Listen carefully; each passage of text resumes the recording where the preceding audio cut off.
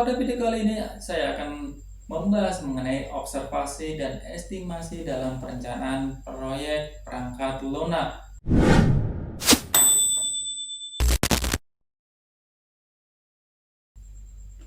Halo semua, Assalamualaikum warahmatullahi wabarakatuh. Kembali lagi di channel UDFS, channel yang akan membahas mengenai berbagai macam materi perkuliahan seputar teknologi hingga ke tutorial teknologi informatika.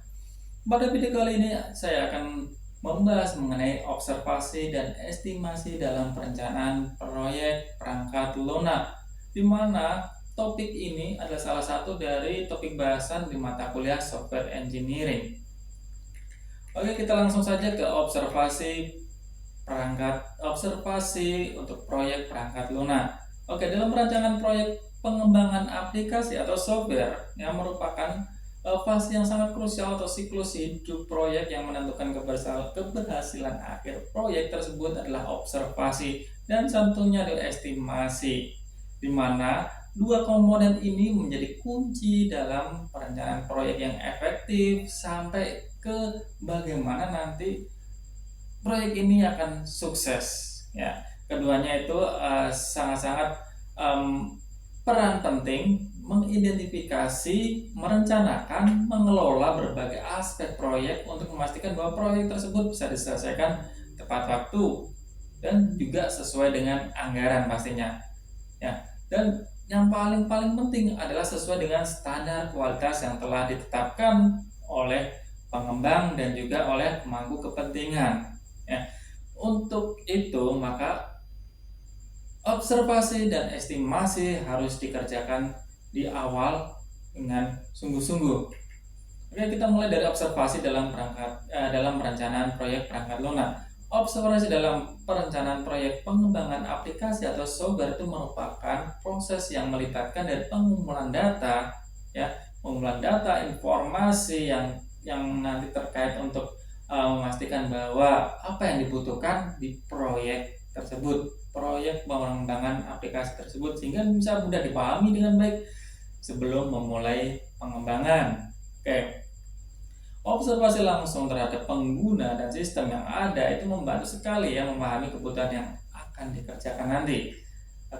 Selanjutnya kita akan masuk ke metode observasi, di mana metode observasi ini terlalu banyak kalau dijelaskan, mulai dari wawancara langsung, diskusi, studi kasus, pengamatan dokumentasi, dan sebagainya. Tapi kali ini akan membahas mengenai dari wawancara, diskusi, studi kasus, dan pengamatan dokumentasi. Itu aja yang ingin saya sampaikan di sini. Kita breakdown mulai dari wawancara, di mana wawancara ini melibatkan dari percakapan langsung oleh penggunanya atau bahkan dari pemangku kebijakan dan juga pemangku kepentingan yang akan menggunakan software tersebut. Ya. Yang kedua adalah survei dan kuesioner, di mana pengembang aplikasi ini akan menyuburkan survei dan kuesioner untuk dikumpulkan dan dianalisa dan apa sih mau mereka, sehingga akan terjadi komunikasi antara si user sampai ke tim pengembang sehingga tahu apa masalahnya dan apa yang akan dibutuhkan nanti. Selanjutnya di analisis dokumen, di mana ini akan meninjau dokumen-dokumen ya yang ada, di mana dokumen tersebut bisa dari proyek sebelumnya ataupun dari si pemangku kepentingan yang sudah didokumentasikan apa yang diinginkan untuk membuat software tersebut. Oke. Selanjutnya adalah studi kasus. Ya, studi kasus ini adalah menganalisis proyek yang sebelumnya untuk mendapatkan wawasan tentang apa sih masalah yang kemarin dan apa yang solusi yang harus diterapkan. Itulah studi kasus. Yang selanjutnya adalah pengamatan langsung, di mana di tim pengembang ya akan mengamati langsung bagaimana proses kerjanya terus sampai ke alur kerja. Nah, ini adalah interaksi antara pengguna dengan sistem dan area untuk memerlukan apa yang perlu diperbaiki. Oke. Selanjutnya bagaimana tuh langkah-langkah observasi. Kita sudah tahu jenis-jenis observasi. Kita akan lanjut ke langkah-langkah observasi. Oke, langkah-langkah ini biasanya ini terdiri dari beberapa langkah ya, mulai dari pengumpulan data, persiapan observasi, sampai ke analisis dokumentasi. Kita mulai dari pertama yaitu identifikasi tujuan.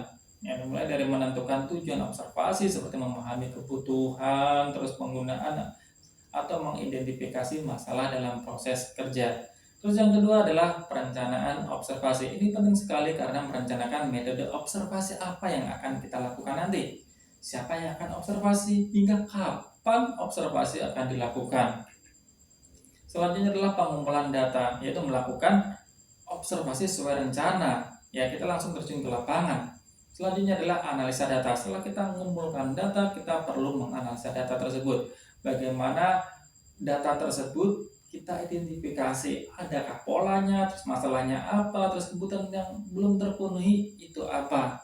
Yang selanjutnya yang terakhir yaitu dokumentasi dan pelaporan. Setelah kita melakukan analisa, maka kita harus melakukan dokumentasi dan melakukan pelaporan sehingga terjadi sebuah dokumen apa yang kita butuhkan dalam pengembangan aplikasi nanti dan langkah-langkah apa saja yang akan kita lakukan selanjutnya. Kita masuk ke dalam estimasi perencanaan proyek pengembangan lunak.